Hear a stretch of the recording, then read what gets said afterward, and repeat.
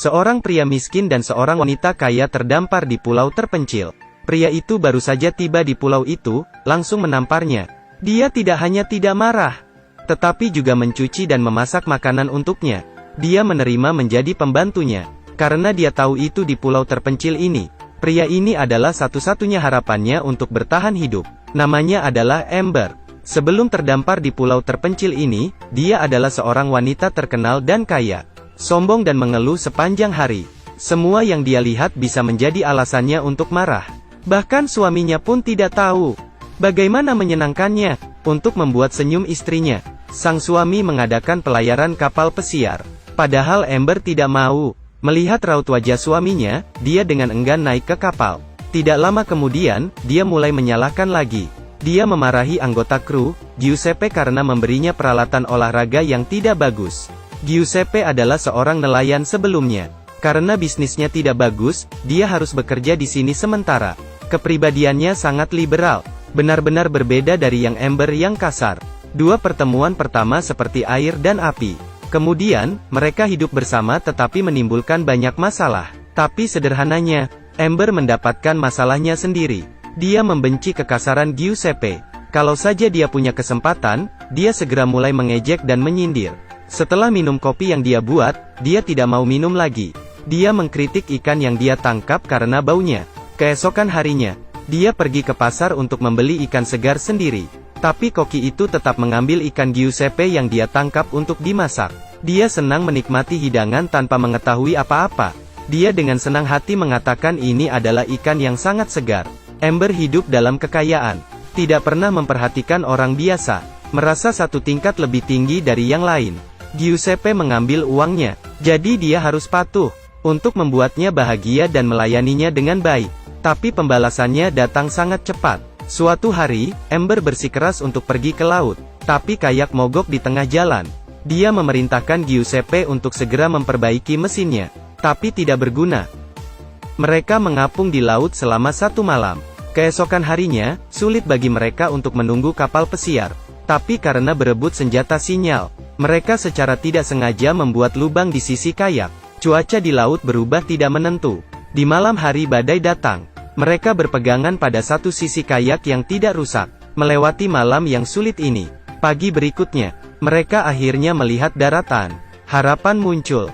Begitu dia mendarat di daratan, sifat Amber keluar lagi. Dia mulai mengoceh tanpa henti lagi. Dia juga mengatakan dia akan mencari pengacara untuk menuntut Giuseppe.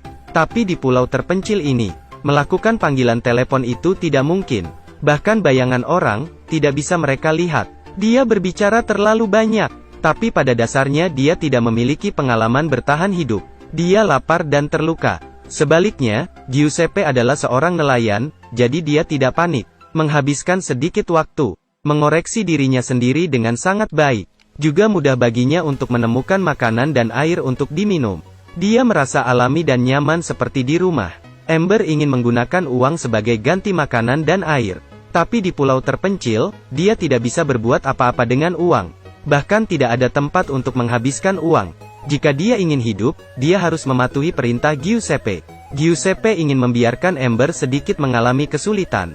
Bagaimana rasanya ketika diperintahkan oleh orang lain, seorang pria dan seorang wanita di pulau terpencil.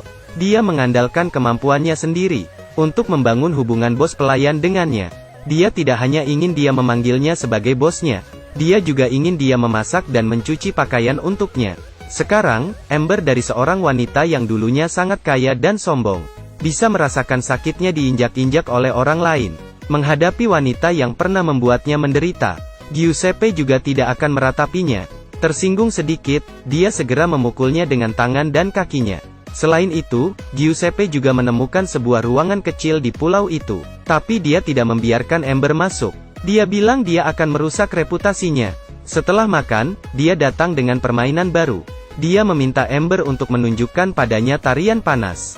Amber dulu hanya menari di atas panggung yang megah. Betapa mulianya masa lalu. Tapi sekarang harga dirinya sangat rendah. Lambat laun, Amber juga beradaptasi dengan kehidupan di pulau itu. Giuseppe bertugas memancing di laut. Dia ada di samping untuk membantunya.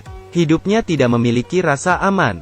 Itu membuatnya secara bertahap mengandalkan Giuseppe. Dia bahkan menimbulkan perasaan pengabdian terhadapnya. Ketika hidup bersama, perasaan samar mereka juga muncul secara alami. Seorang pria dan seorang wanita di pulau terpencil bergantung satu sama lain. Mereka akhirnya jatuh cinta. Jika mereka bisa hidup selamanya di pulau terpencil ini, mungkin mereka bisa menjadi pasangan sejati. Sebelumnya, Giuseppe selalu menjadi orang yang hidup seadanya, miskin tapi bahagia.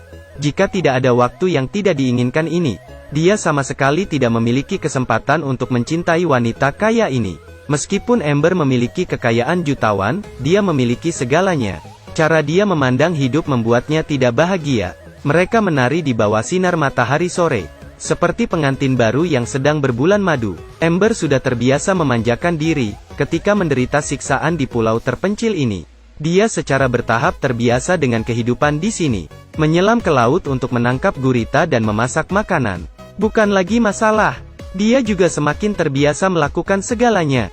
Suatu hari, dia pergi keluar untuk mengambil kayu bakar untuk membuat api. Dia melihat kapal pesiar tidak jauh.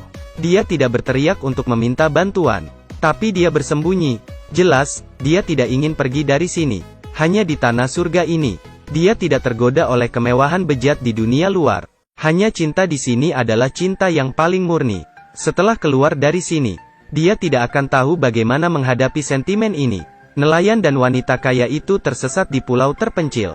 Wanita itu pada awalnya tidak tahan dengan kesulitan. Tapi beberapa bulan kemudian, melihat kapal lewat, dia menolak untuk pergi.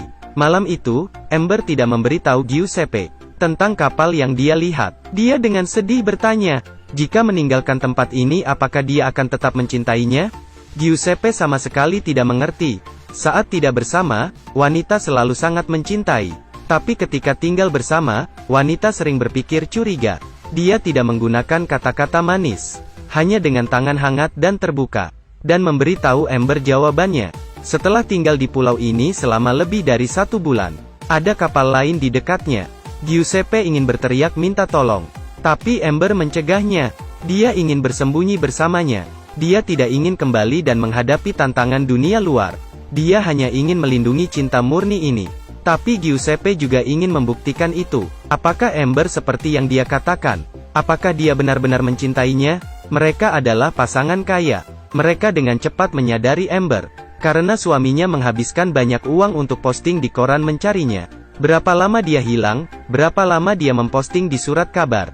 Suami Amber sedang menunggu di dermaga. Dia memeluk istrinya dengan erat. Tapi Giuseppe tidak mengatakan sepatah kata pun.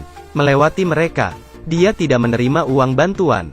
Diam-diam meninggalkan tempat itu. Malam itu, dia menelepon Amber. Sekarang, aku merasa sangat menyesal. Aku menyesal kenapa kita pergi? Kenapa aku harus membuktikan keandalan cinta ini? Amber masih sangat mencintai Giuseppe. Suaminya ada di sebelahnya, jadi dia tidak bisa banyak bicara. Dia menyuruh Giuseppe untuk menulis padanya dan buru-buru memutuskannya. Larut malam itu, Giuseppe menyerahkan sebuah amplop kepada resepsionis. Ada cincin di dalamnya. Dia mengatakan kepada resepsionis untuk benar-benar menunggu ketika tidak ada orang di sana, dan berikan surat itu pada Amber. Keesokan harinya, ketika dia hendak pergi, surat ini ditemukan oleh suami Amber. Dia memberikan surat dan biaya pengiriman ke Amber. Tapi Amber dengan cemas menunggu apakah dia bisa melihat surat di tangannya. Suaminya segera memberikan surat dan biaya ke pelayan. Pelayan melihat di amplop bahwa ada alamat yang tertulis di atasnya. Disitulah Giuseppe hendak memimpin Amber melarikan diri agar dia mengikuti alamatnya. Pelayan mengirim surat itu kembali ke Giuseppe. Giuseppe benar-benar putus asa. Dia ingin berlari ke sana untuk bertanya sampai akhir. Tapi semua sudah terlambat. Pasangan dari dua kelas yang berbeda ini, pada akhirnya tidak bisa mengatasi kenyataan yang mengerikan. Selamanya menyimpan jejak cinta mereka di hati masing-masing. Baiklah, ini review film untuk hari ini. Saya adalah Night Owls. Jika Anda suka, silakan klik like dan